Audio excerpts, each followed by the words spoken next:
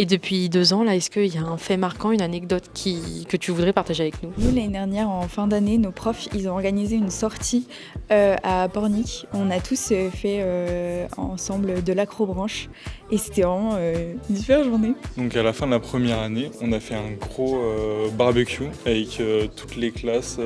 Donc ça c'était bien, même avec les professeurs, et ça a été organisé par les élèves. Moi personnellement je suis un petit peu rentré dans la prépa sans trop savoir ce que je voulais faire dans un but de rester assez large et tout en ayant un bon niveau pour essayer de se challenger.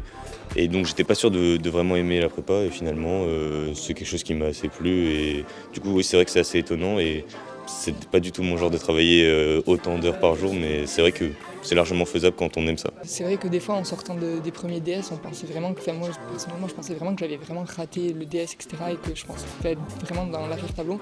Mais en fait en parlant avec les autres, on se rend compte qu'en fait tout le monde rate les DS et qu'en fait on n'est pas seul dans le cas où on se confronte en fait à un devoir dans lequel on sait pas trop quoi écrire et à la difficulté quoi. À la rentrée, j'étais très stressée sur le fait d'intégrer une classe préparatoire.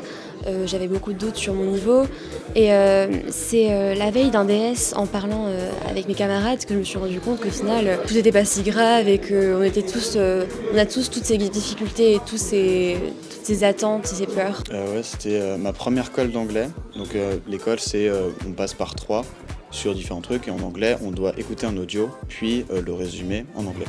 Donc ma première colle d'anglais, on va dans la salle, on écoute et tout.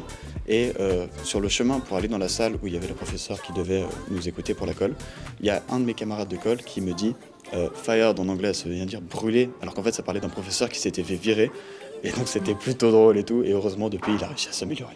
Moi, c'est au début, quand on me parlait de colle ou de choses, ça me faisait beaucoup peur parce que je me dis, t'es face à un prof, juste à l'exercice, mais au final, en fait, au fur et à mesure des colles, on se rend compte qu'ils sont vraiment là pour nous aider et pour qu'on comprenne l'exercice.